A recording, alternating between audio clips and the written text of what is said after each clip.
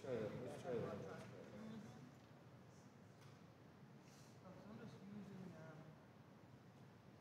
fact sheets in this area. See, here's what I would do.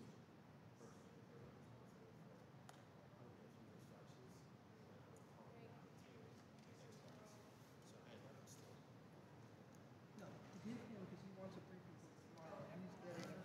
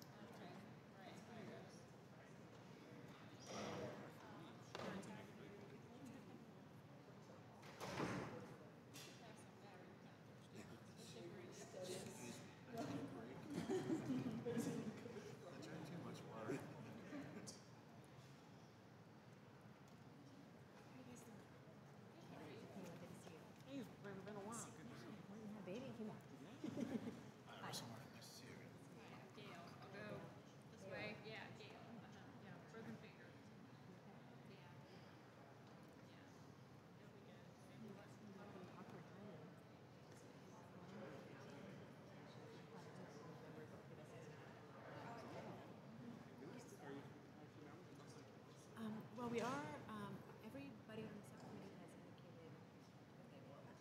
Oh, good. And then there are but my he loves it on the camp. He's not on the subcommittee anymore. So he's schedule a work he's expressed interest because Who's testifying? he's trying to be flexible to that. Okay. You got it.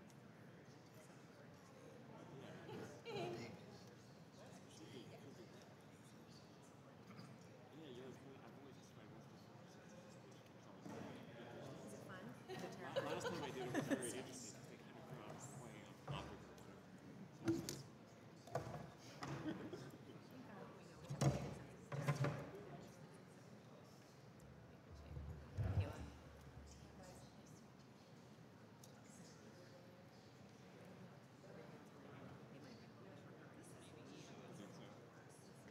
said it was going to go to the White House? We just came up with it. We say old Chinese curds, right? It's just these guys. I'm going to be moving. Because I'm going to be sitting there. I just didn't want to look there and see. No, it's absolutely fine. Oh, great. I'm like, I can't even do this.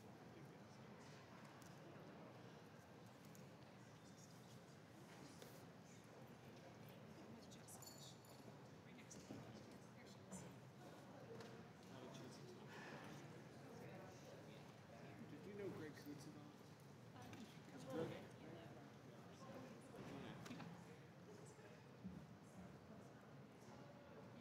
I know we were in line outside.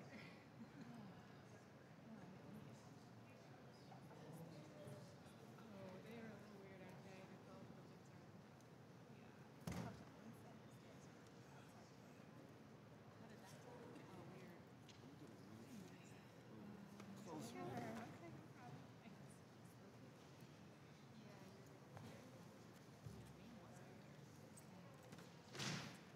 Yeah, it seems to have moved. I was sure something. Your name was here. Yeah, it just relocated. I wasn't imagining it. Okay, thanks. Hi, Rachel. Nice to see you again. Before, haven't we? How you doing? It's your turn to borrow. All ready for tonight? Sure. We expect everyone to be here. I noticed a lot of names on the list. We heard there was rumors we could be an extra member to the pops in. Okay. Votes right now are scheduled. They're voting right now, and then they should.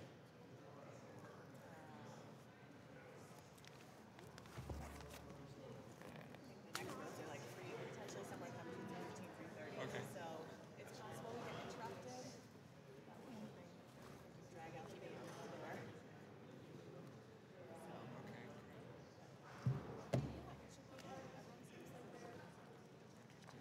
Okay. Nobody's glued to the television right now? We were finding ourselves away. But I think at this point there's we got three brackets.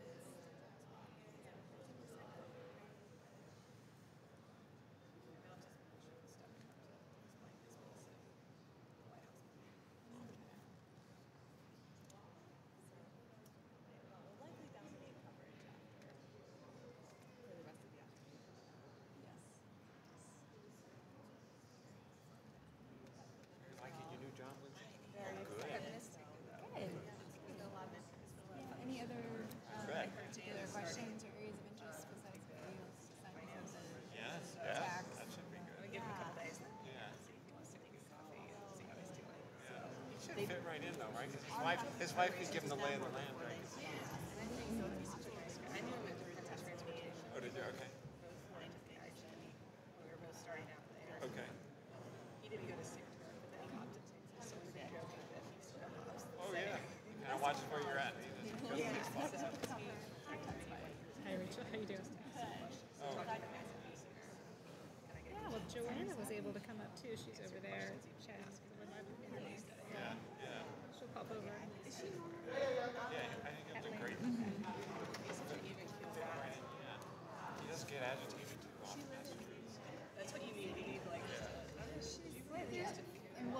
think outside of it. I wonder if she has one of your Yes, yes. She did all the Yeah, yeah, yeah, yeah, She said, Dan reminds me I know she was talking to Mr. Lewis before, so last time we were here last year. She said hi. Well, it's just never ending. I mean, it's just a lot of stuff to do. All the oversight responsibilities. Right.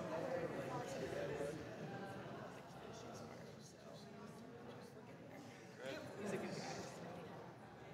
Excellent. Our things at Which is wonderful. It's always right. So, it's like a good sale. I can't complain. Seems like we have a lot of hearings. And for the next, we had one not too long ago, and then we have two coming, I think, next on A little thrown by his third, I think, of May. No, Tim Camus is doing the one on the absent thing, and then Russell is doing the one on the appropriations. Yeah. Yeah, it worked out good. And Russell did one this morning, so. It's just Feel bad for him. Oh, I think he would have probably said that. That's a bit more than he wanted to do. That would have been a reason for us to say. Yeah. Am I doing it for 10 years or something? whatever it was. Nope, such a no-no. Yeah, in February. I don't want to mess with it. Okay, good. Hopefully it's everything that I already know. Yeah, but then he was kind of confined Okay. to paper form. We try to give every chance.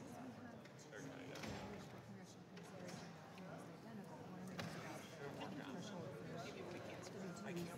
I can't believe it. It's a nice big hearing room. It's a little different. Yeah, and that's all good. I mean, usually it's really spot on and all that. Hey, hi, Vern. Canada, good to see you. Thank you so much. How you doing? Thanks for coming. Appreciate it. Thanks. We had a vote, so we'll be a few minutes later.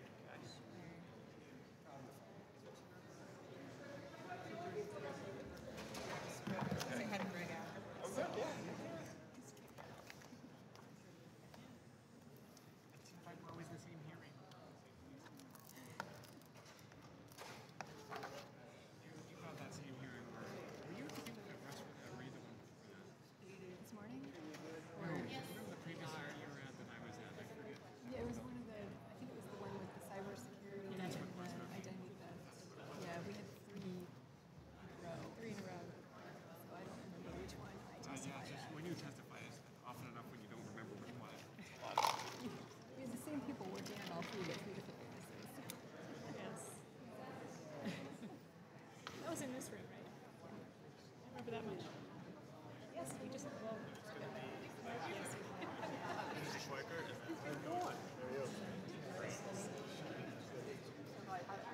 In front of him today, instead of behind him.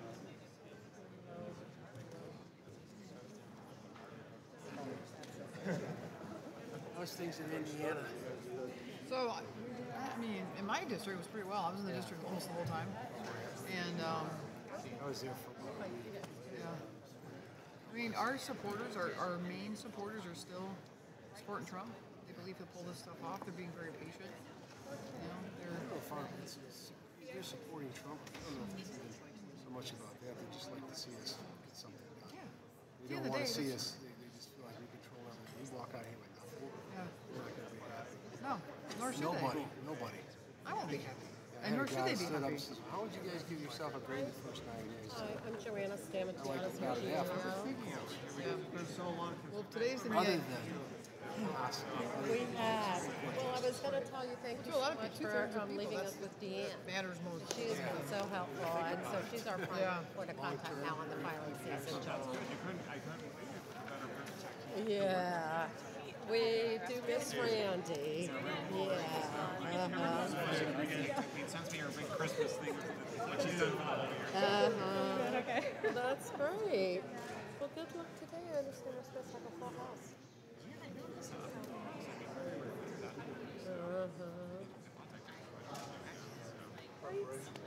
I'll be back here. Good, okay. One way or the other, we'll go between Jessica and myself. Hopefully, yeah.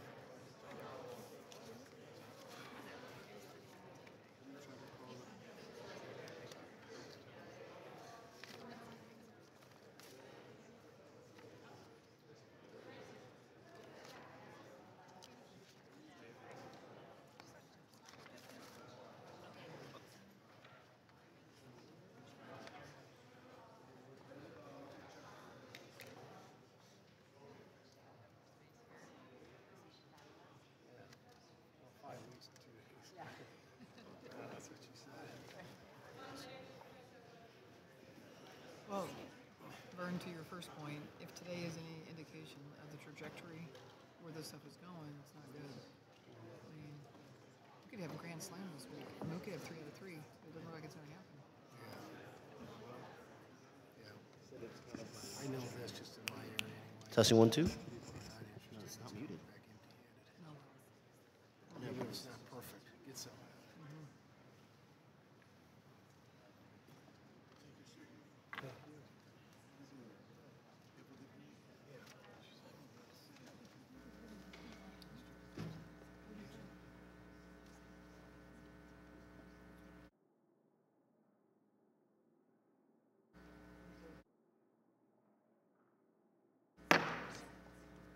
The subcommittee will come to order. Welcome to the Ways and Means Oversight Subcommittee hearing on examining the 2017 tax filing season. Every year, this subcommittee holds a hearing on tax filing season.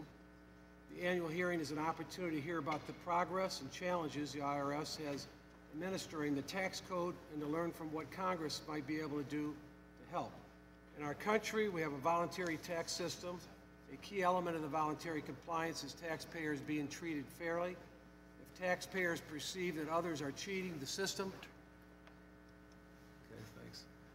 and getting away with, there you go, and getting away with it, compliance will decrease. Just last week in South Florida, it was announced that 3 people were indicted for stealing personally identifying information. They filed over 2,000 fraudulent tax returns and claimed more than $6.8 million. Thankfully, these fraudsters were caught. The good news is that they are facing serious prison sentences and financial penalties. The bad news is that their fraudulent activity existed for almost 7 years before finally being stopped. We have to do better. One tax credit that has been particularly prone to fraudulent activity is the Earned Income Tax Credit, often referred to as EITC. Unfortunately, the IRS estimates that approximately 24% of all the ITC payments are improper. We are talking about big money here. Roughly $16.8 billion was paid out improperly in 2016 tax year. However, it is unclear how much of that $16 billion is fraud and how much is miscalculation or paperwork errors. Income misreporting is a major cause of improper EITC payments. Although the IRS has implemented some corrective actions to prevent onerous payments and has had some success, we'd like to do better. Stopping $3.6 billion is good, but allowing the idea that 4 times that amount goes out the door is not acceptable. Taxpayers deserve better. False reporting of wages and withholding make up more than $1.3 billion in potential undetected fraudulent tax returns. Providing the IRS with wage information faster should allow the agency to verify the W-2s matching the information filed by the taxpayer. Until this year, the IRS only received a small amount of the wage data prior to refunds being sent out to taxpayers. The majority of the matching was done in the summer after the filing season was over. This forced the IRS to pay refunds and then determine whether we were properly being paid. In December 2015, in the PATH Act, Congress changed the reporting deadline for employers to submit W-2s information to the Social Security Administration, which is then sent to the IRS. Congress also requires that refunds claim certain refundable tax credits, like the EITC, would be held until February 15th. The goal was of these 2 provisions is to allow the wage verification before the refund is issued and to reduce the pay and chase method of fraud detection. The 2017 tax filing season is the first time the IRS will be implementing these provisions. Although it's still a bit early to make any judgments, I'm eager to receive an update from our witnesses on the outcome of these changes. I want to thank our witnesses for being here today, and I look forward to your testimony. I now yield to the distinguished ranking member, Mr. Lewis, for the purposes of an opening statement. Thank you, Mr. Chairman. Mr. Chairman, I hope that you had a wonderful break. Thank you. And it's good to see you as we start this hearing.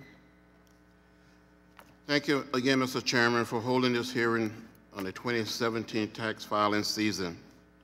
Would also like to thank all of the witnesses for being with us today.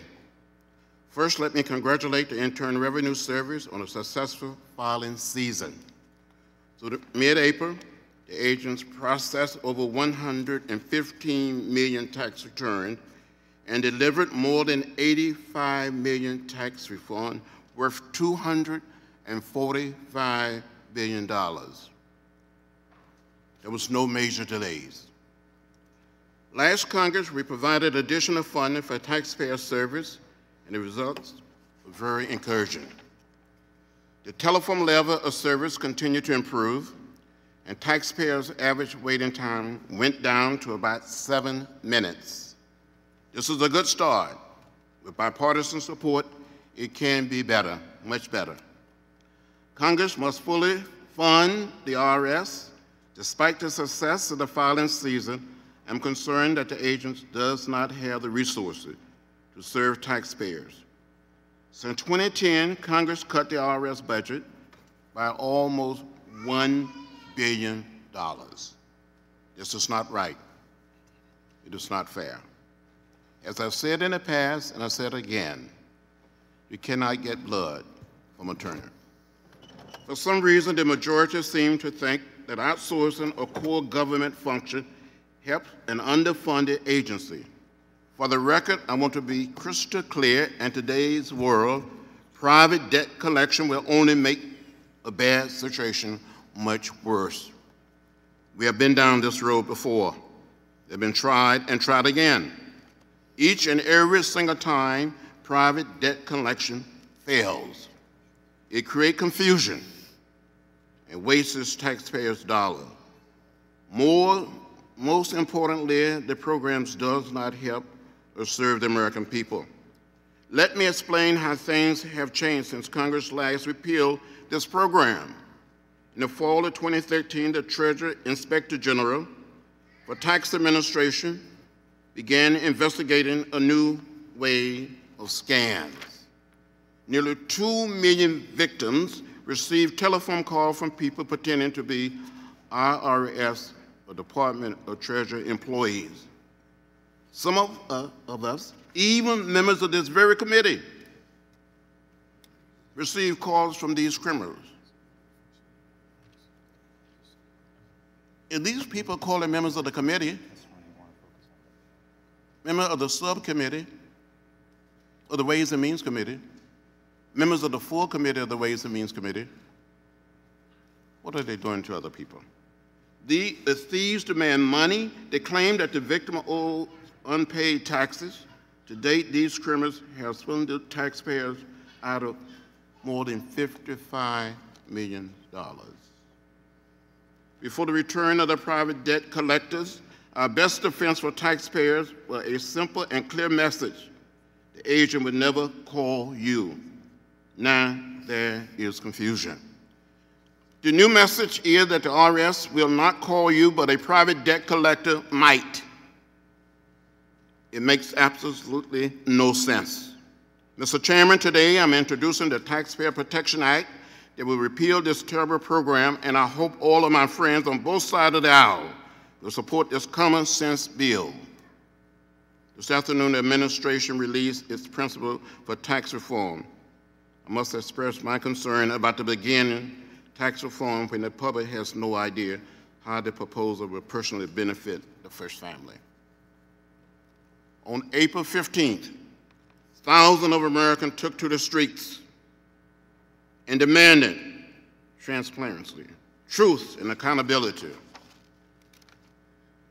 They know there's no provision in the Internal Revenue Code that prevents the president from releasing his tax return. Failure to meet this standard presents a dangerous and slippery slope for policymakers. The American people expect and deserve better. Again, thank you, Mr. Chairman, for holding today's hearing. I look forward to hearing from all of the witnesses. And again, I want to thank each and every one of you for being here. You're back. Thank you, Mr. Lewis. Without objection, other members' opening statements will be made part of the record. Today's witness panel includes 3 experts: Christine Wheela Bob, Deputy Commissioner, Office for Services and Enforcement, Internal Revenue Service. Michael McKinney, Deputy General, Inspector General for Audit, Treasury, Inspector General for Tax Administration. And Jessica Lucas Judy, Acting Director for Strategic Issues, Government Accountability Office. The subcommittee has received your written statements, and they will all be made part of the formal hearing record. You each have 5 minutes to deliver your oral remarks. We'll begin with Ms. Wiedenboom. You may go when you're ready. Chairman Buchanan, Ranking Member Lewis, and members of the subcommittee, I am the new Deputy Commissioner for Services and Enforcement at the IRS, having been appointed to this position just over a month ago. I'm here today to update you on the 2017 tax filing season. Through April 21st, the IRS received more than 135 million individual returns. We issued over 97 million refunds for more than $268 billion in total, with an average amount of $2,763. While the public's filing season concluded on April 18th, the IRS's filing season continues until we have processed all returns, deposited payments, and sent appropriate refunds. Filing season 2017 had many achievements. Focusing on 3 areas, we implemented changes enacted under the PATH Act of 2015. We improved taxpayer assistance, and we continued to work to protect taxpayer information against identity theft.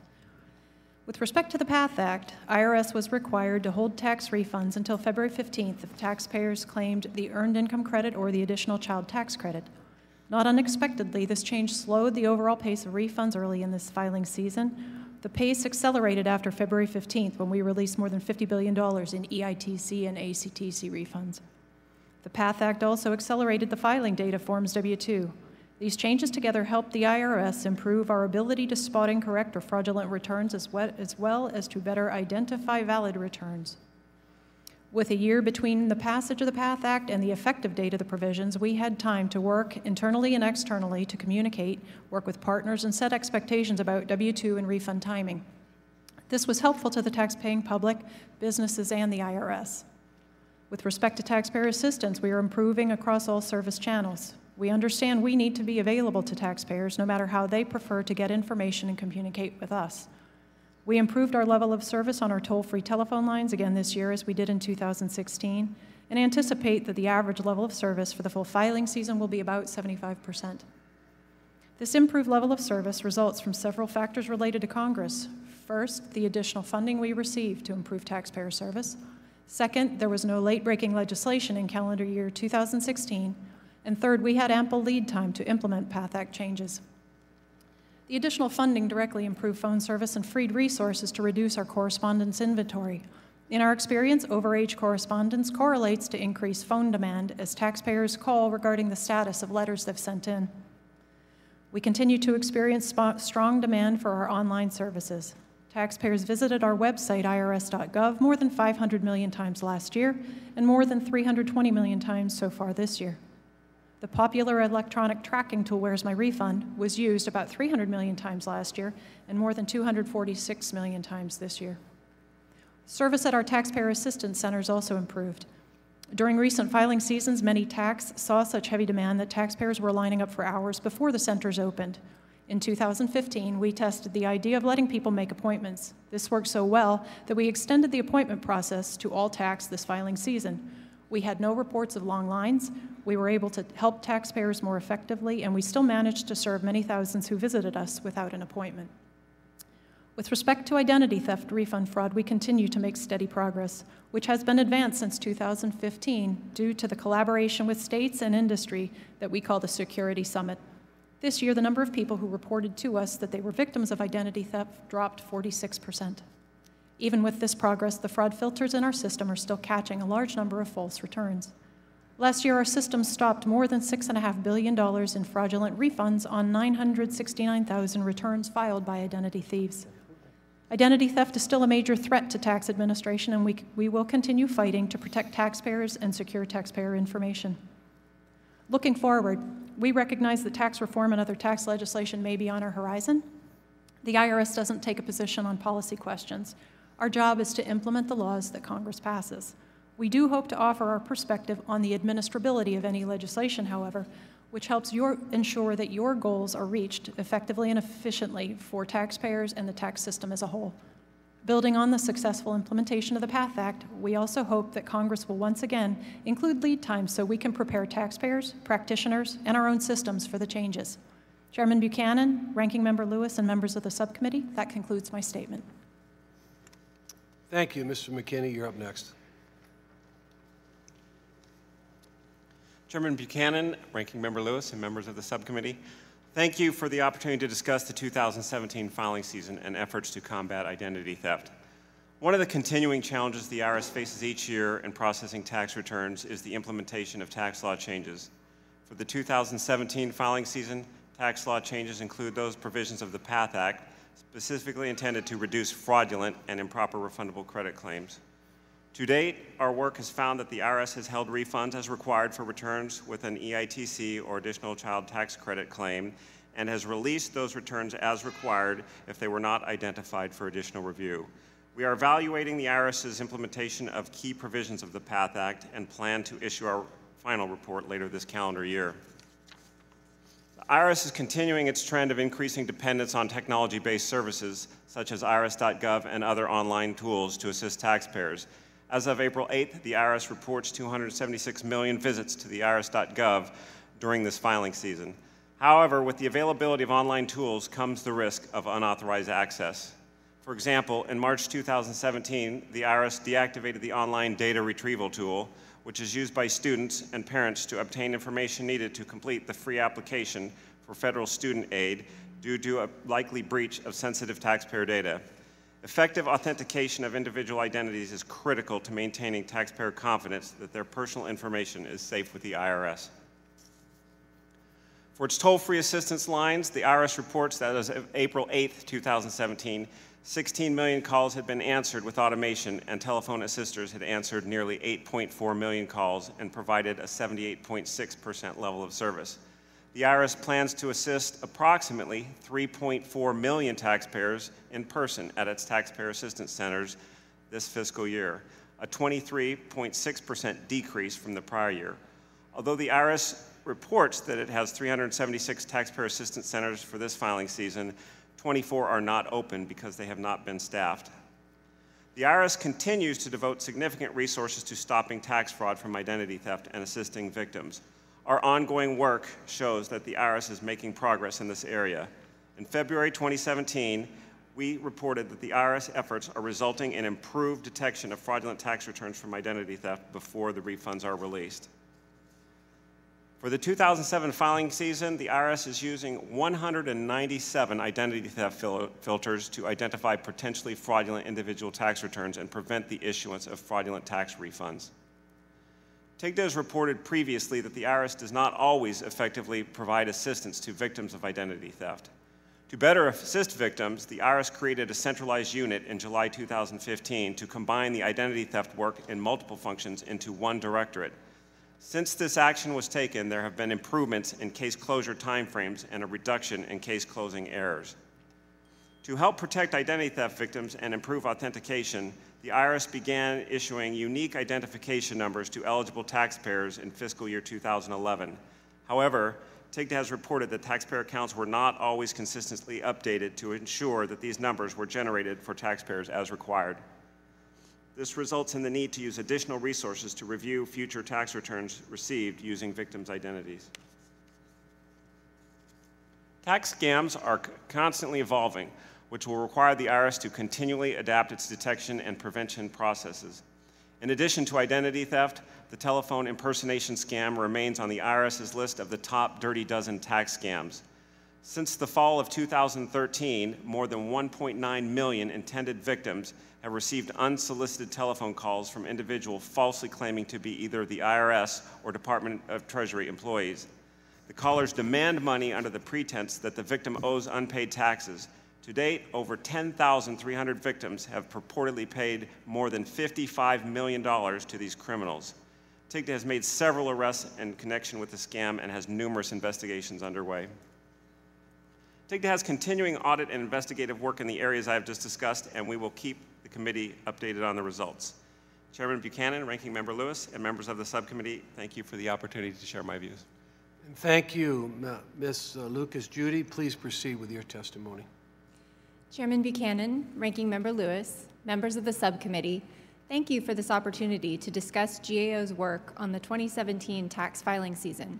My statement today focuses on two areas: IRS's implementation of requirements to help address identity theft, refund fraud, and improper payments, and its performance in 2017 compared to prior years. As you've heard, wage information reported on W-2s had not been available to IRS until after most refunds had been processed and paid. We had previously reported that earlier access to that information could allow IRS to verify income reported on returns before issuing billions of dollars in fraudulent refunds. Consistent with our findings, Congress advanced the deadline for filing W-2s to January 31st. Congress also required IRS to hold all refunds for taxpayers claiming the Earned Income Tax Credit, EITC, or the Additional Child Tax Credit, ACTC, to provide time to use W-2 data to verify returns. As of February 17th, IRS had over 214 million W-2s available from the Social Security Administration. That's more than twice as many as the same time last year. All returns were subject to a process that IRS calls systemic verification, where it uses wage and withholding information on the W-2 to verify what's reported on the tax return. The difference is IRS had to hold refunds until February 15th for returns that were claiming EITC or ACTC, even if it was able to verify the information earlier. By contrast, IRS released refunds for returns that were not claiming those credits, even if the W-2s were not yet available for verification. Because of the earlier reporting deadline, more W-2s were available for both types of returns, and the verification results were similar. There were, however, 3 challenges that caused delays in having W-2 data available in time for verification. First, IRS received electronic W-2 information daily from Social Security, but could only process it on a weekly basis due to its aging technology. Second, employers requested extensions or they missed the reporting deadline. And third, SSA did not begin transmitting paper W-2s to the IRS until March. SSA estimated it had approximately 17.4 million paper W-2s as of February 15th. As of the end of March, it had transmitted about 3.8 million of those to IRS.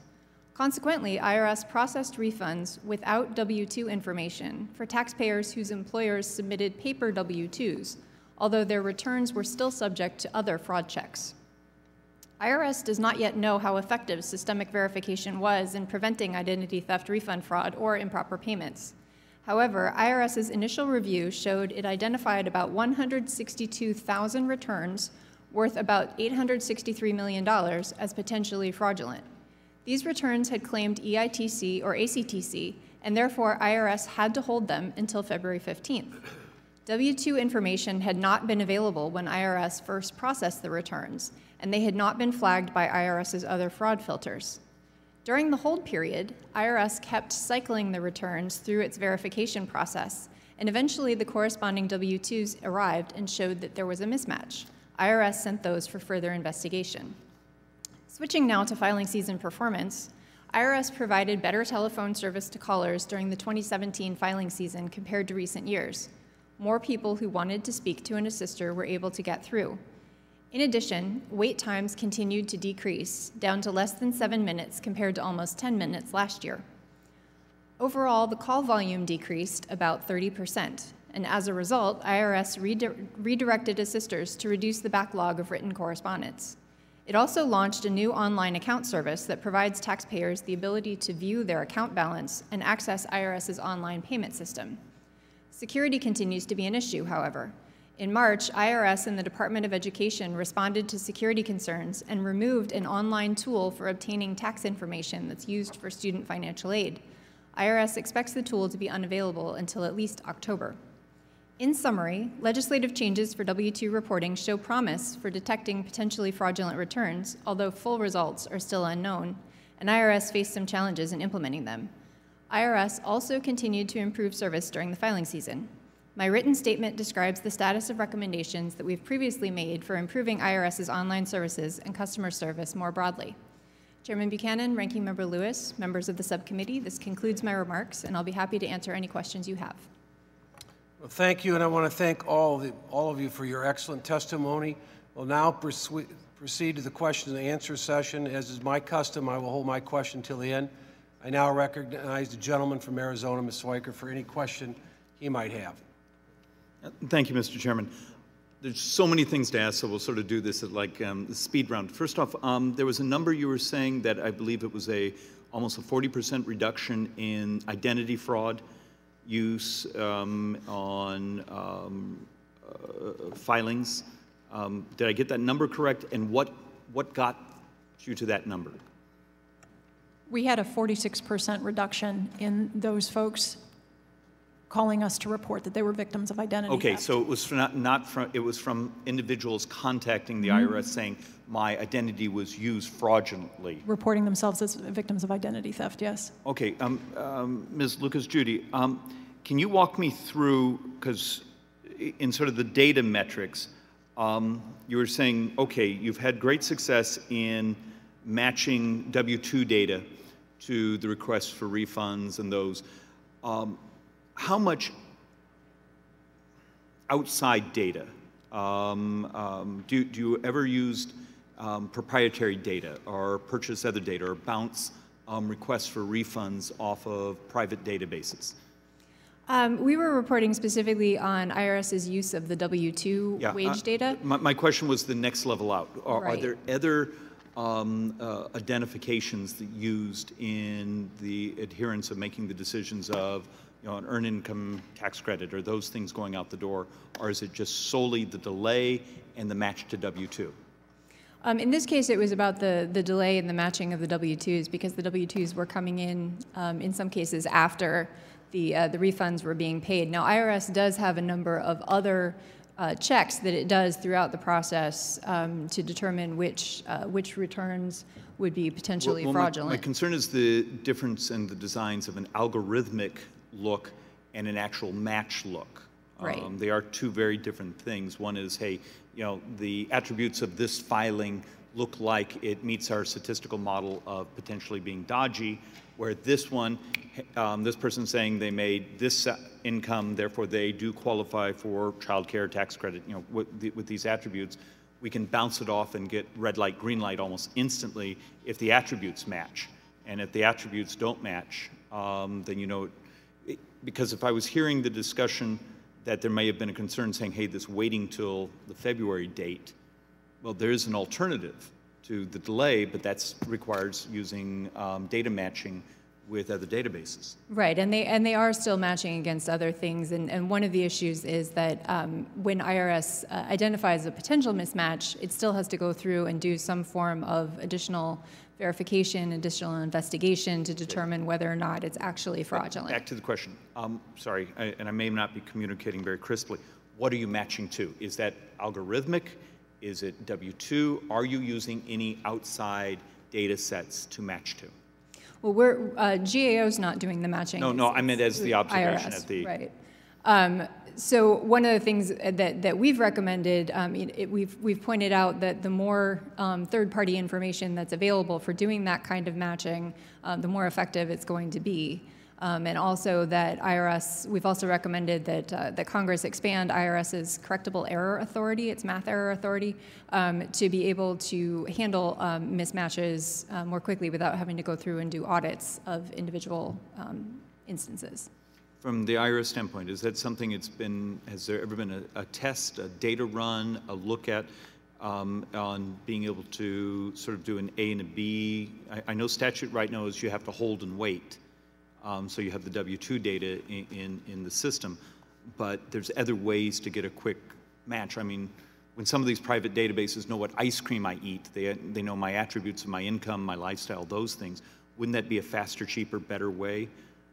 And that way also, as all of us have a concern, the IRS's ability to produce and maintain large IT systems. This way, there is no IT system for the IRS to own, date, and manage. It's just a data matching.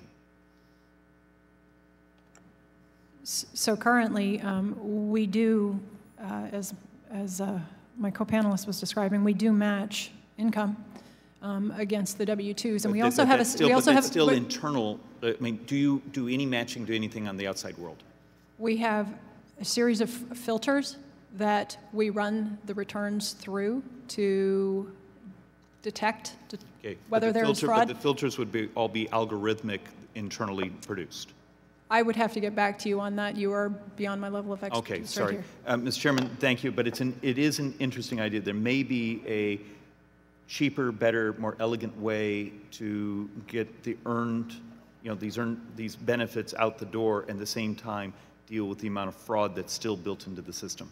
With that, I yield back, Mr. Chairman. I now recognize the distinguished ranking member, Mr. Lewis, for any questions that he might have.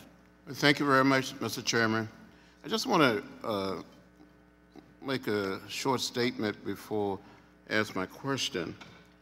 In 2015, the Republican majority insisted that the Congress pass a law that requires the agency to hire private companies to collect unpaid taxes from taxpayers.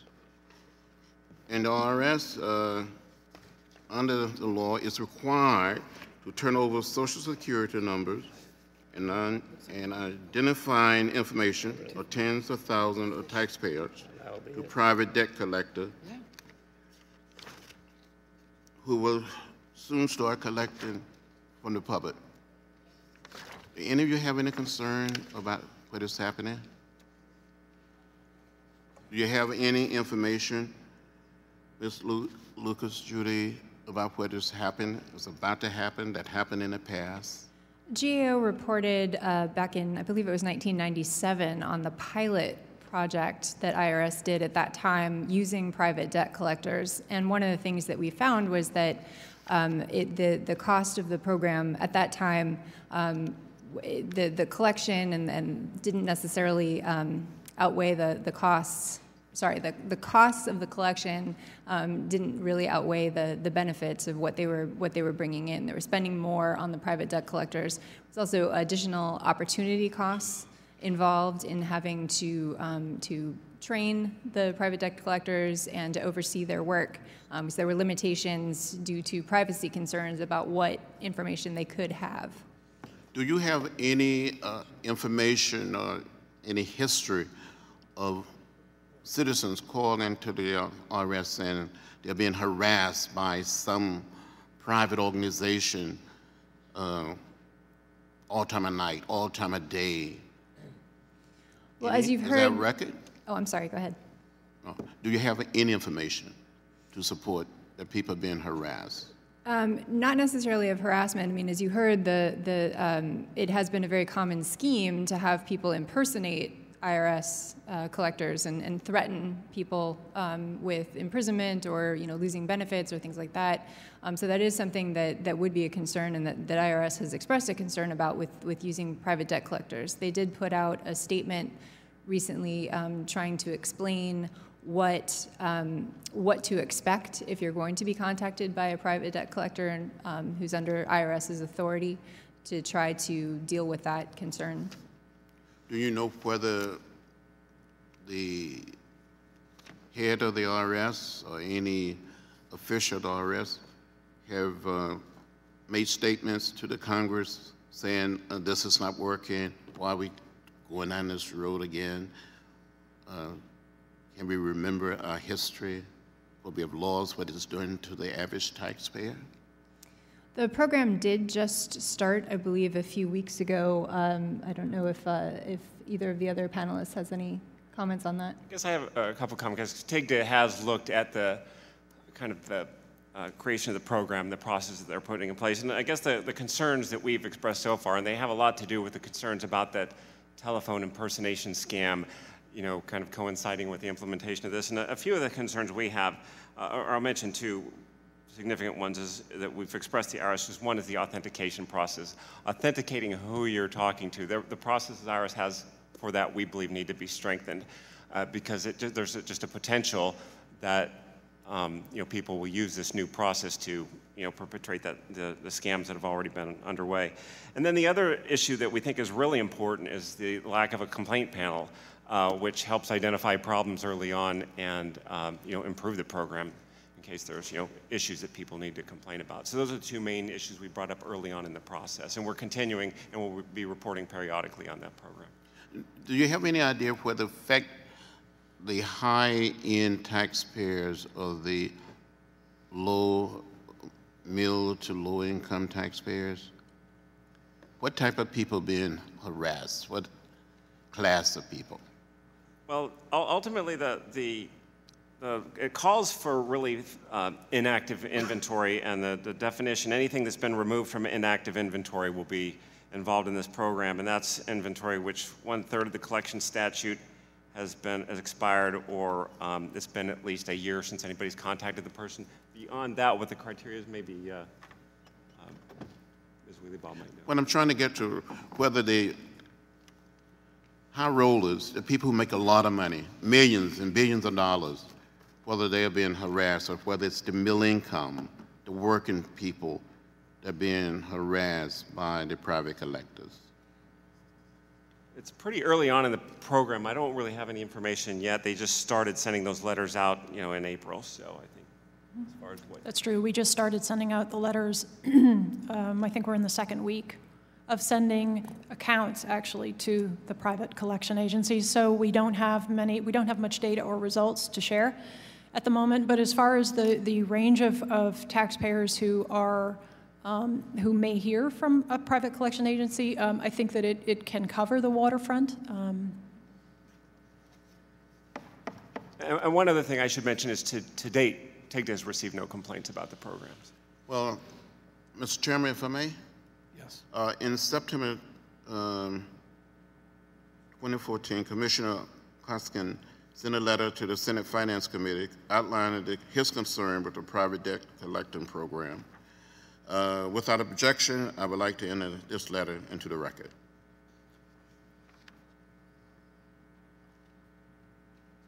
Yeah, not a problem, yeah. Thank you. Not objection. I yield back, Mr. Chairman. I now recognize Ms. Leworski. Thank you, Mr. Chairman.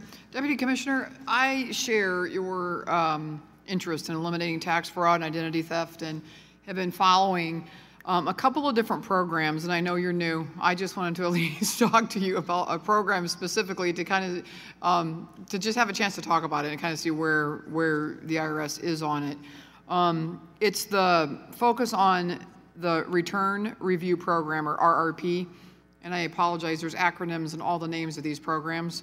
But the RRP is the successor to the Electronic Fraud Detection System, which is EFDS, which in 2010 the IRS said was too risky to maintain, upgrade, or operate beyond 2015. But here we are in 2017. The EFDS is still the principal fraud detection system because despite starting development in 2009, the RRP really still isn't ready for prime time. It's only run as a pilot, didn't perform particularly well, having a false positive rate and missing $313 million in actual fraudulent findings. So it's troubling to me that the IRS initially selected to undertake a unique build in the first place, but even more troubling to me is that after such dramatic underperformance, delays, overruns, it seems to have simply been rubber stamped on these contract renewals in 13 and 16 without looking at alternatives or vetting new technology. So I know this doesn't necessarily fall under your purview of services and enforcement, but you're here representing the IRS, so I wanted to at least throw this to you and say, in section 12.101 of the Federal Acquisition Regulation, or FAR, requires federal agencies, including the IRS, to conduct market research to determine whether commercial items are available and to acquire those items when they meet the needs of the agency. So was there any market research completed as well as 13 and 16 to see if any commercial items could accomplish this mission of the RRP? So in addition to acronyms, we also make words out of acronyms, so we call that one EFDS. Okay, EFDS. So, Congresswoman, as you said, I'm new, and I'd be glad to get back to you on these questions, but they are really not only outside of services and enforcement, but beyond my scope sitting here today. Can I ask just a couple more questions for the record and have those sent back in writing? I really appreciate it, because here's my question. Is in 2013, the IRS justified a sole source contract for the RRP on the grounds that it was the only way to meet the project's aggressive schedules. Obviously, those goals have still not been met in 4 years. So given that failure to deliver, my other question is, what did the IRS do to hold the awardee and the program management staff accountable? And then my final question is, the period of performance for the current RRP contract expires this month. The IRS's original cost for the RRP was $57.5 million, but as I pointed out earlier, the cost overruns alone were $86.5 million as of a couple of years ago.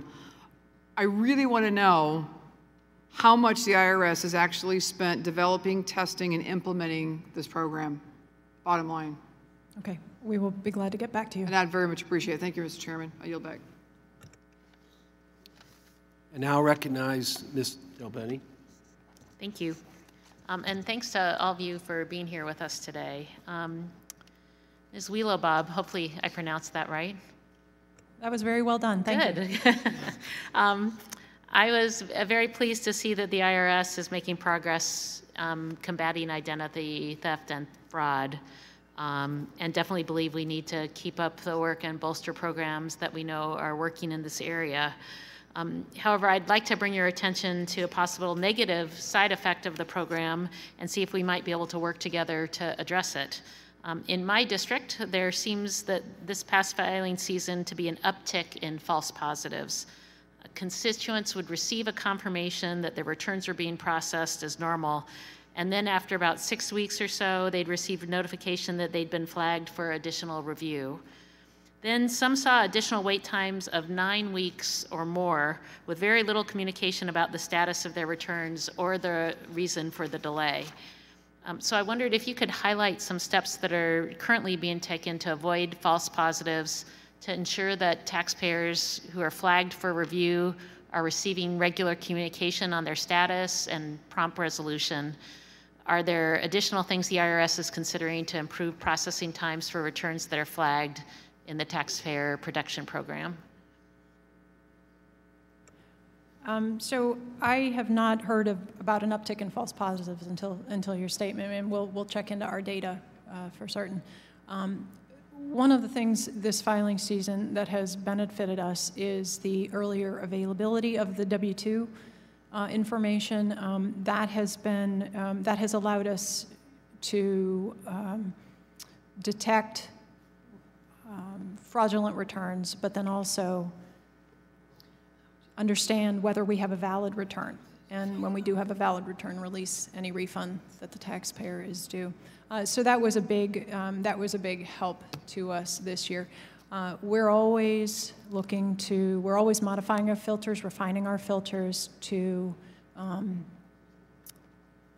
become better, more adept at detecting both the fraudulent returns and the good returns, as we call them.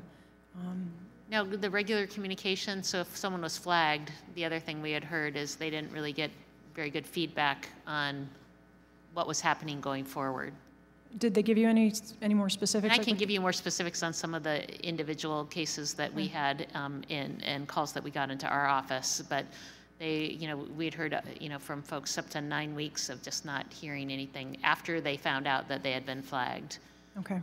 I'm sure that we have timeframes laid out for when we get back to folks, back to taxpayers, and we can look into those. Okay, we'll follow up on that. Thank you. The other one was, I know there have been improvements in handling call volumes, but there still seems to be a serious challenge for many taxpayers who need assistance. This season, some of my constituents reported getting kicked off of the IRS phone system due to call volumes.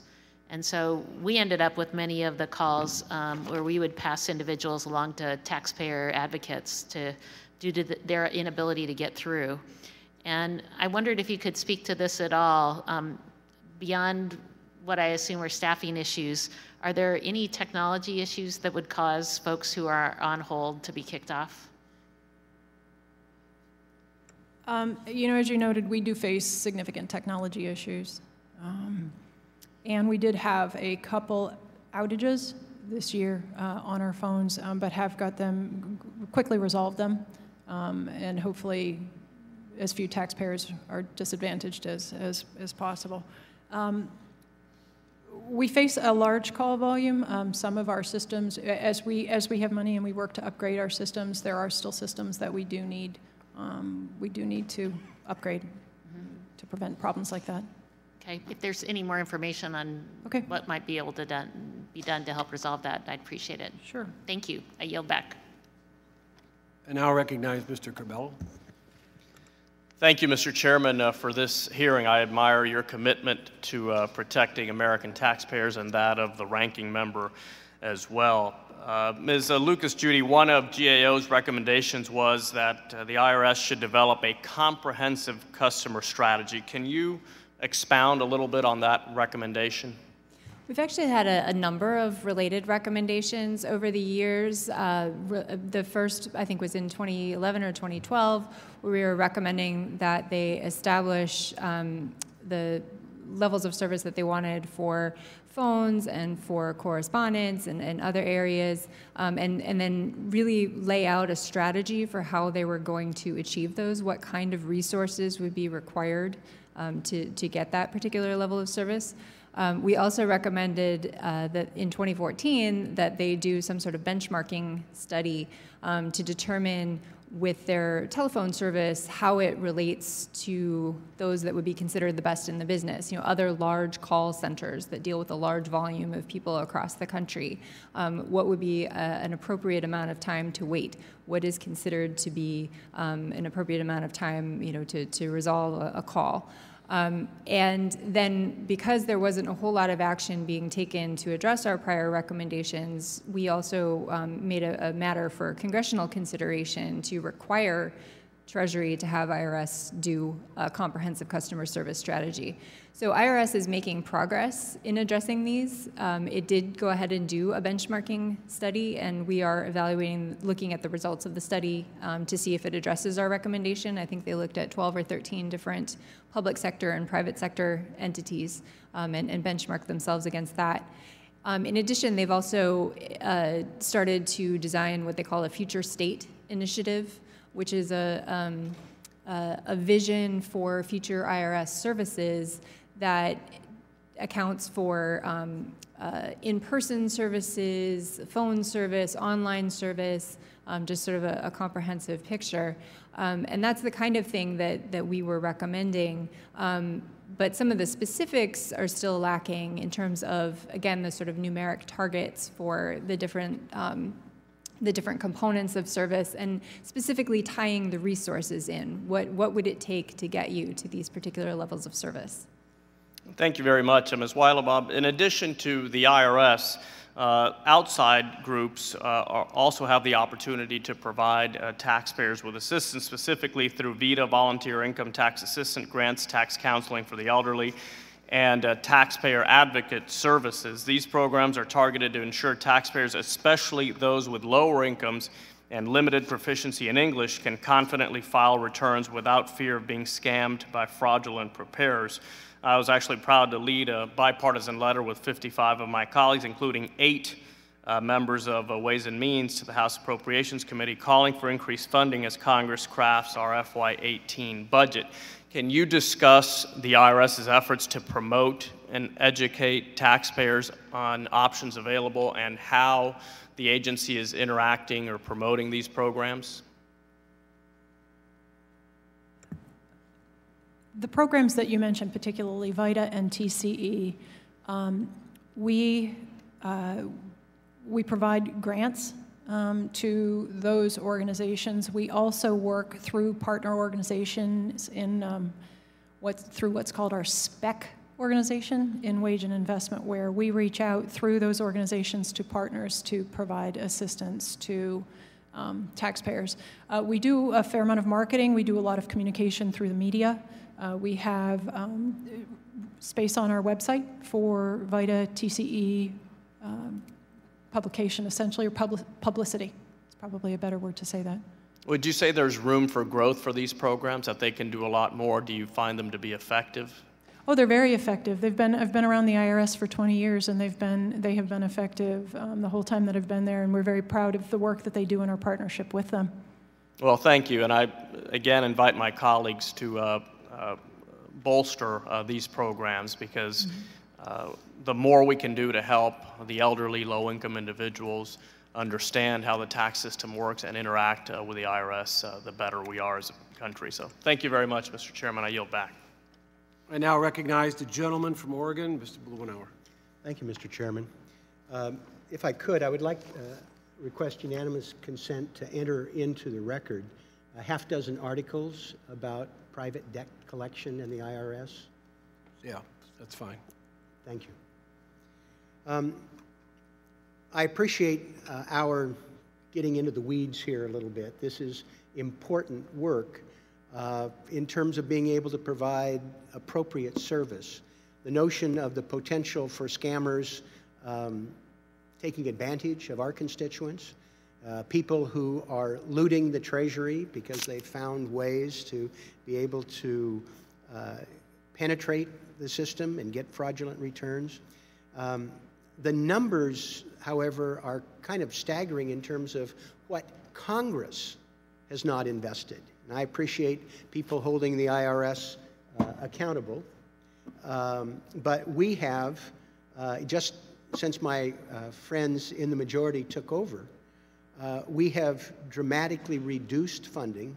Every year, costs of households, businesses, and government goes up. The budget has gone down almost 10%, and that's not inflation adjusted. There were over 92,000 employees who were trying to deal with 230 million returns, and I appreciate the witnesses pointing out one of the nice things now is that for once Congress finished its job in time so you could actually print the forms. That hasn't been the case, complicating both compliance by individual citizens and opening windows for the people who are going to cheat. It strikes me that now we have less than 75,000 employees. We have 244 million returns, and they're more complex, and that we as Congress and this committee have not done a very good job of, I think, diving in to understand how we equip this agency, what we've heard about their challenges in terms of computer systems that you have to sort of get people out of cold storage to operate them because nobody's trained on this stuff anymore. They were talking language that I remember from computer classes from the early 70s. So we have made their task much more difficult, I think. And the thing that I guess concerns me the most is that Congress has been unwilling, for all the talk about private debt collection, Congress has been unwilling to invest in our own enforcement procedures. Now, Mr. Chairman, you were very successful in the private sector, and I will venture that you, one area that you didn't underfund in your successful businesses was your accounts receivable department. I would venture you followed that pretty closely. The IRS, we have lost 6,800 positions, 30% of the enforcement staff. And for every dollar we invest there, we get $6 back. Now, that would seem to me to be something that we on this committee, and I really appreciate working with you, Vern, and, excuse me, Mr. Chairman, Mr. Ranking Member, to get down into the details. And I think this is one that really deserves our attention. One of the things that I find a little interesting in all of this discussion is we've got private debt collection now that has been mandated. You know, that wasn't something we did on this committee. The subcommittee didn't weigh all the evidence, look at the past failures of private debt collection, the abuses, and the fact that they ended up losing money for the federal government. This was passed in the highway bill. The highway bill. you know, it's a head scratcher. The record, and we've gone through this, some of us old timers on the committee went through this, where this was dusted off and offered up. And I remember the last time we were having this discussion, we were wondering, well, what's different? What's different? What is going to make that successful? Well, the point is we didn't get the answer, but it wasn't successful the last time.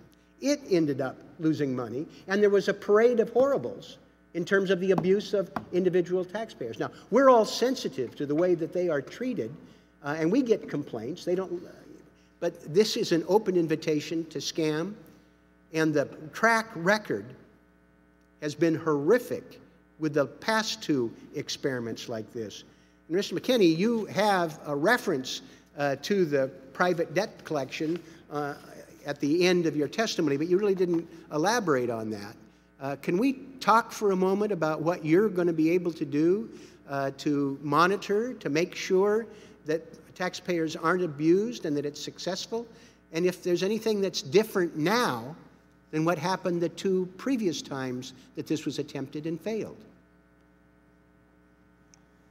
Yes, you know, it's still very early in the process, but TIGTA actually is going to be providing oversight from two aspects. One, our Office of Investigations handles anything that may be, you know, improper, misconduct related, or where taxpayers are being, you know, scammed or mistreated. Office of Audit looks at the systemic issues as far as how that's working. We'll be reporting out on that as it progresses. It's very early. They just started it. But in terms of monitoring whether it's, you know, cost effective, we'll be reporting on that and any other problems we've seen. The early problems, obviously, I mentioned, but we'll continue. Have you seen anything that's changed that will suggest that there's a dramatic improvement of the climate in which this is going to be conducted as opposed to last couple times? It's really too early to comment on it. I think so. Fair enough. Well, we'll look forward to your progress. Okay. Thank you, Mr. Chairman. I appreciate your courtesy. Thank you. They have moved votes up, so we will recess to vote and reconvene as soon as possible after votes. The committee stands in recess. These are the articles. Well, you think they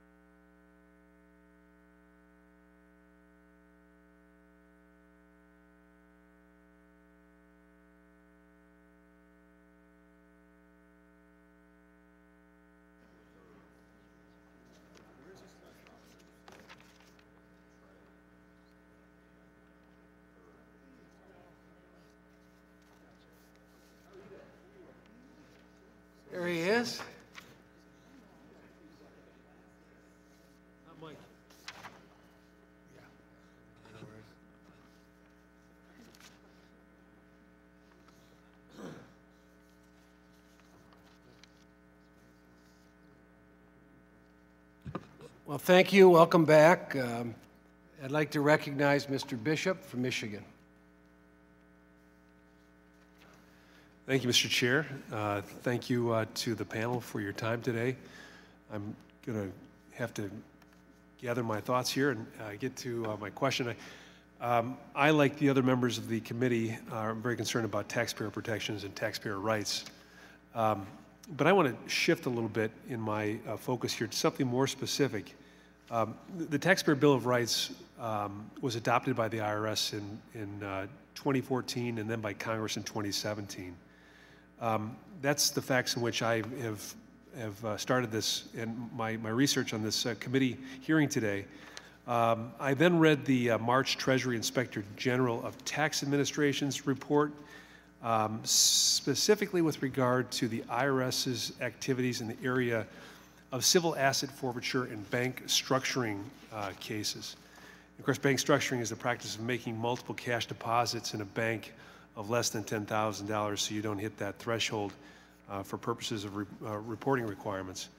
In the report, the recommendation portion of it, number 3, page 21, provides that when the IRS investigates a citizen, the IRS should ensure they're informing the citizen of their rights. Now, the Taxpayer Bill of Rights, in that document, the number 1 of those rights is the right to be informed. And I'm just wondering if you can advise me, because the way I'm looking at it right now, it appears as though it does not apply to cases in Title 31 cases with regard to civil asset forfeiture. In fact, the report found that in 229 interviews, only 5 of them were advised of their rights. That concerns me as a citizen. It concerns me as a lawyer, former prosecutor. I believe in due process and the right of every citizen to be advised, and especially in something as important as civil asset forfeiture. And I'm wondering, Mr. McKinney, I guess this question best goes to you. If you can tell me a little bit more of what the agency found that prompted that recommendation, and give me your opinion as to what you think about how the IRS should proceed. Sure. Thank you. Yes, the real concern that we have on that is the taxpayers that were mostly affected were legal source income, so they weren't illegal activities, and they weren't aware of the situation when they were being questioned. They weren't informed as far as what the nature, what had previously happened, that their assets had already been seized, and that they weren't really made aware of their their right not to talk to an attorney and all of that. And our view is, regardless of the type of case it is, since it's not always known at the beginning, that those rights would apply. And the IRS's response, we felt, was somewhat incomplete, in that they would provide those rights in certain instances, but in any instances they concluded were grand jury cases, they wouldn't necessarily apply. And our concern about that is they don't really have a good definition in their procedures as far as what is a grand jury case.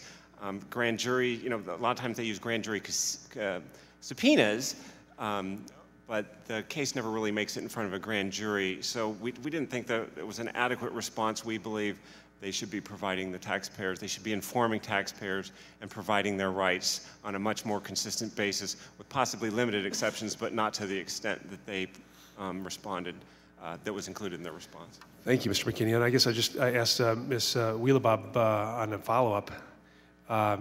Does the Taxpayer Bill of Rights constitutional provisions regarding due process, does that apply in Title 31 cases?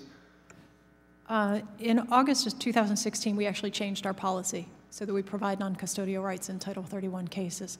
The difference with some of our cases is that those that are under the control of the Department of Justice, they have to give us permission to provide non-custodial rights in the Title 31 cases. And so we did change that policy in August of 2016. So the Taxpayer Bill of Rights applies in Title 26 cases? I'm sorry? The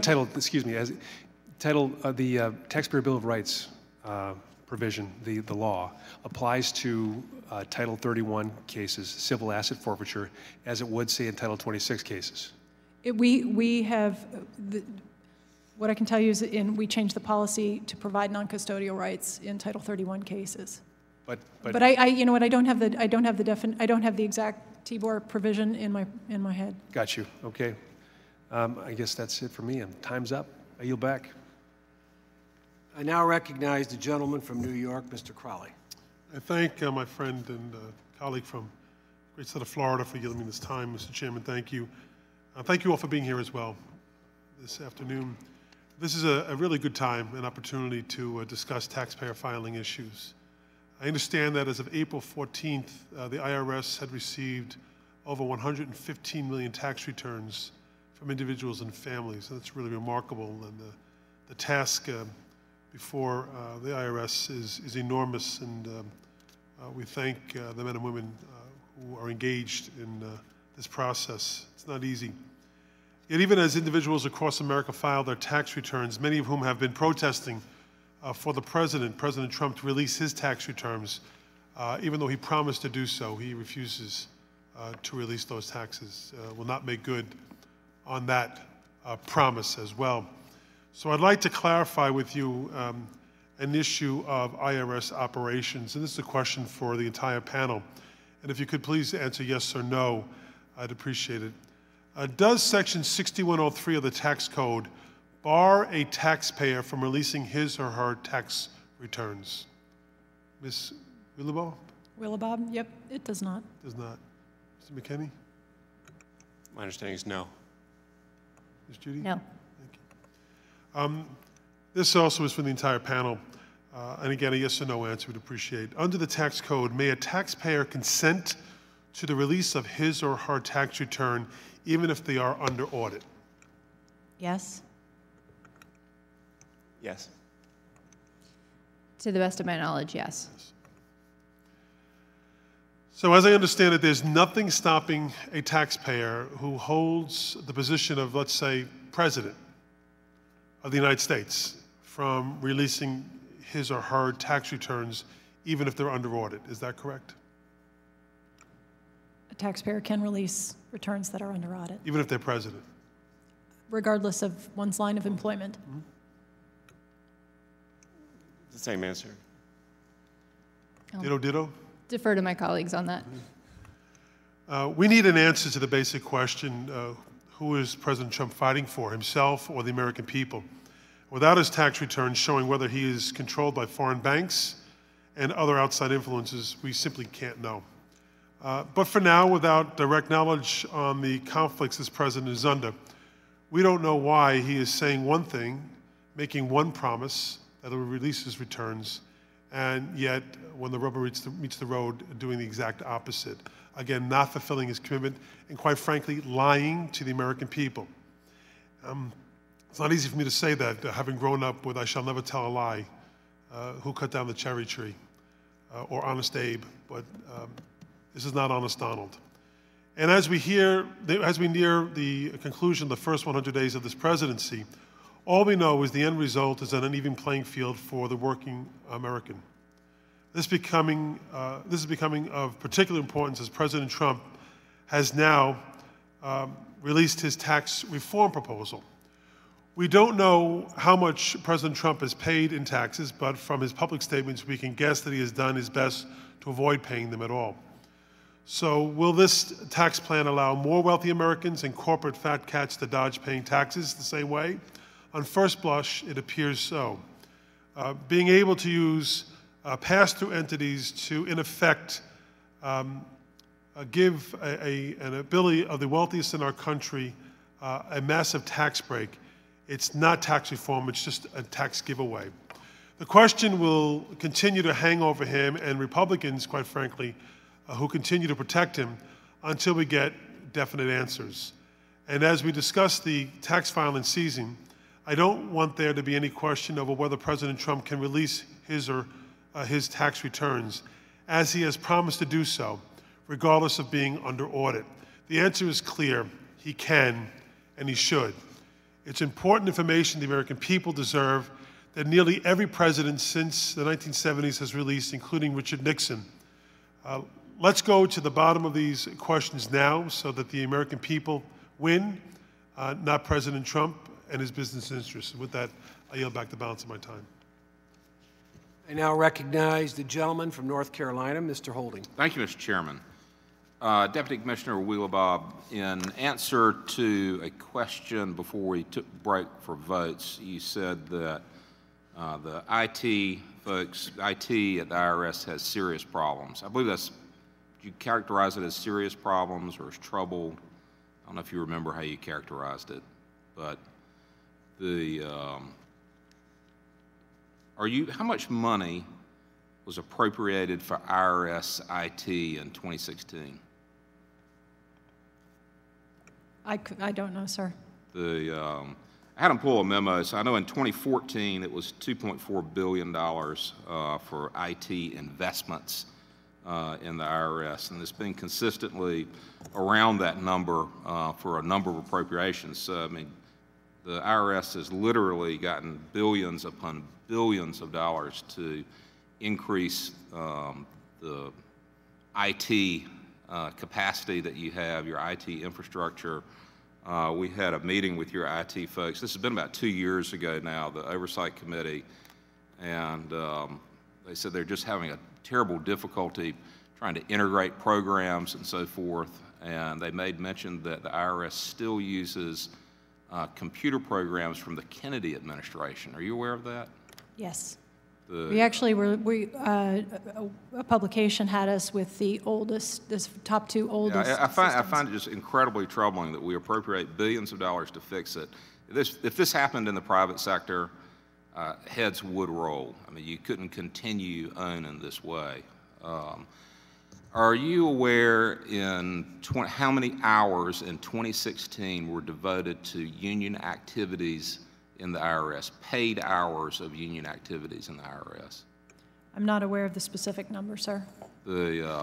Again, from a hearing that we had a few years ago, in 2014, the number was almost 500,000 hours of paid union activity in the IRS.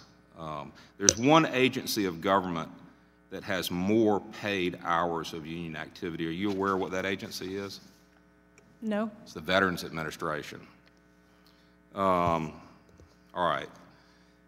I want to turn your attention to the IRS Criminal Investigation Unit. I worked in the Department of Justice for a long time in our local U.S. Attorney's Office and had great success with IRS CI agents.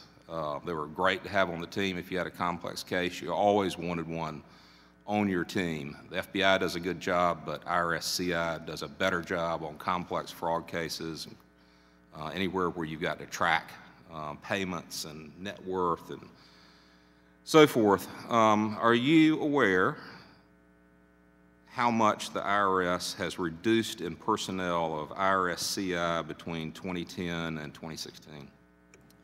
I believe it's approximately the same level of decrease that we've experienced across the agency. So 23%? We're down, yes. So is that, you think it's sounds in consistent line, with yes. across the agency?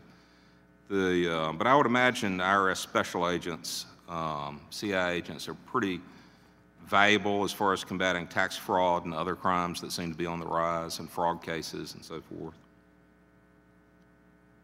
They are valuable. Of course they are, just as all of our employees are valuable to the tax administration system.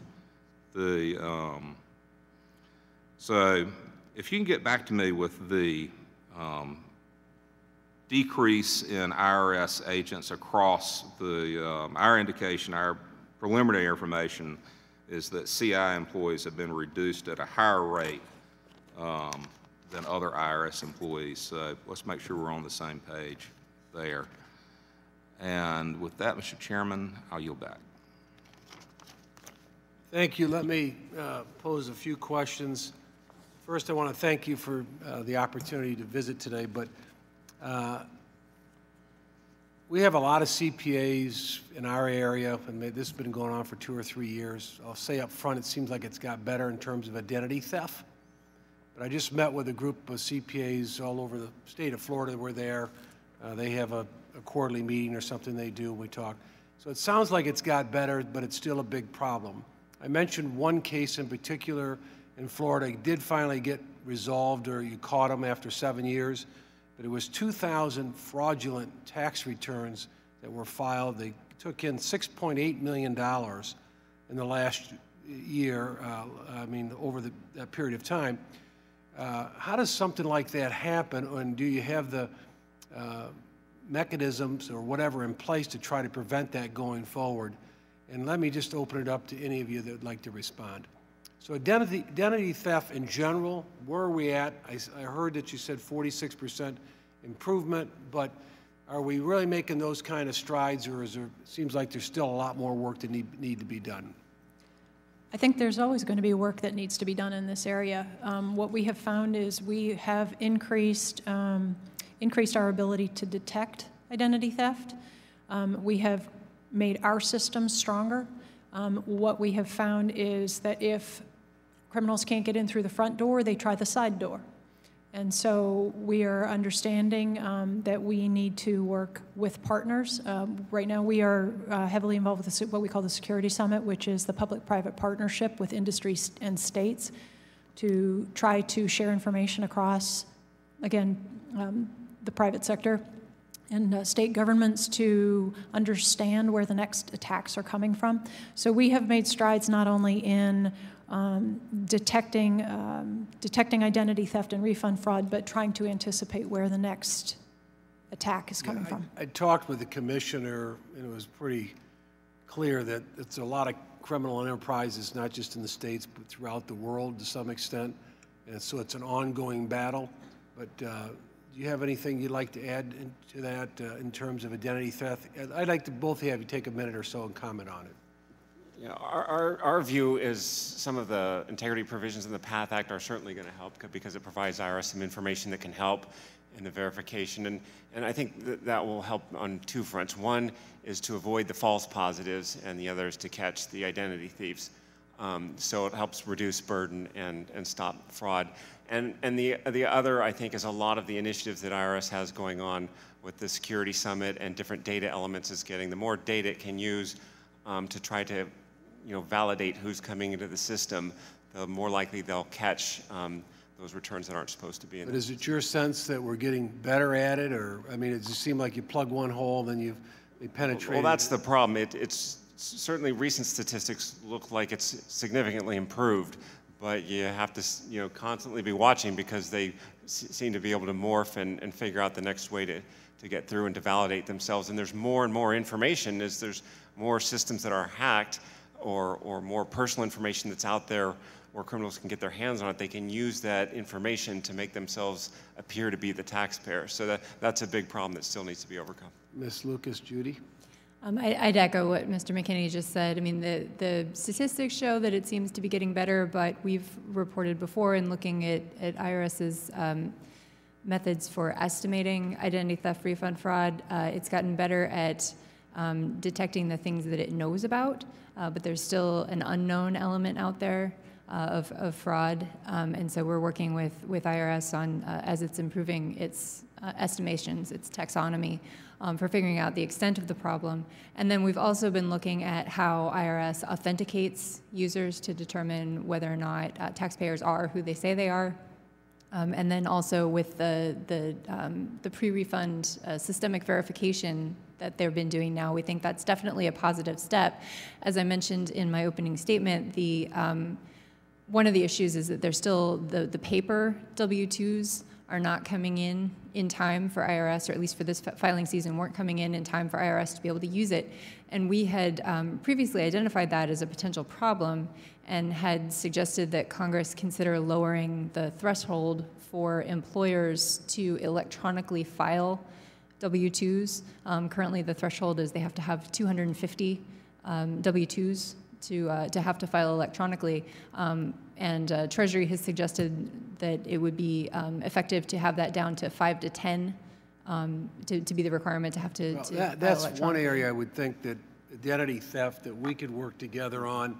But give us your ideas about what we can do to be more helpful, because this is an area that I think it's better, but there's still a lot of work to be done. in this space. The other thing I just want to touch on is you're an income tax credit. They claim this is your number. Met with the commissioner. I thought, I don't want to put words in his mouth, but it's about, the abuse is about 24%, up to $16 billion or something in that range. It might not be all fraudulent. There might be some improper documentation or whatever, but it is another area that seems ripe with fraud. I'd be interested just in your thoughts about where that's at, what are we doing about it, and how do we deal with this going forward? And any of you like to start off, go ahead. Well, for the earned income tax credit, as you said, that is one of the highest estimated levels of improper payments in the federal government. Of the $144 billion in improper payments, this is got the third highest error rate. And one of the issues is that the program is very complex. It's a complex tax credit, and it's difficult to determine whether, who's eligible and who's supposed to be getting it. It's not all fraud. Certainly it is, some of it is overpayment, some of it is underpayments, some of it possibly is fraud.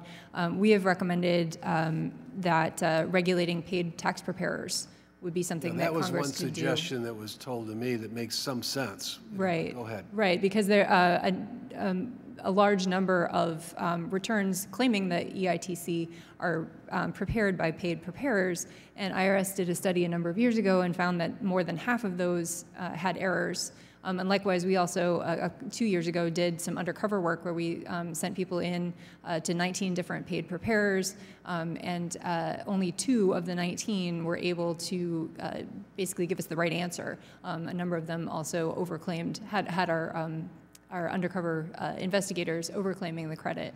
So we think that's something, regulating paid preparers, and then also, as I said, reducing the threshold for W-2 filing. Mr. McKinley?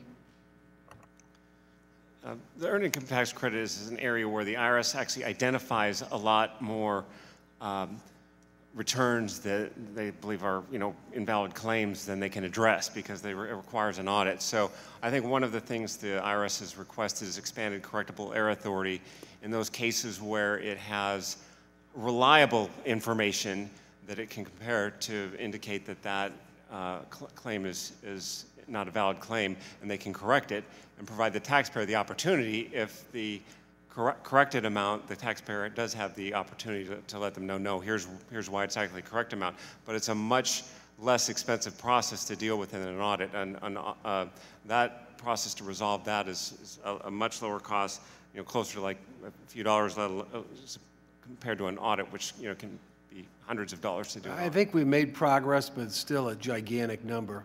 Would you like to add anything? I agree with both of my co-panelists about the W-2 thresholds and then also the correctable error authority. I would also just suggest that the provisions in the earned income credit area are quite complex, considering the fluidity of family situations. They're very difficult for IRS to verify, and so any move towards simplification would be helpful as well. Well, let me just say, in closing, from my standpoint, any thoughts or suggestions or ideas that you could work with us with this panel? We want to be helpful, make your job easier. I mean, there was I thought, some good ideas today. I guess just in closing, I'd like to thank all of you witnesses for appearing before us today. Please be advised, members have 2 weeks to submit written questions to be answered in writing. Those questions and your answers will be made part of the formal hearing record. With that, the subcommittee stands adjourned. Thank you, Mr. Chairman.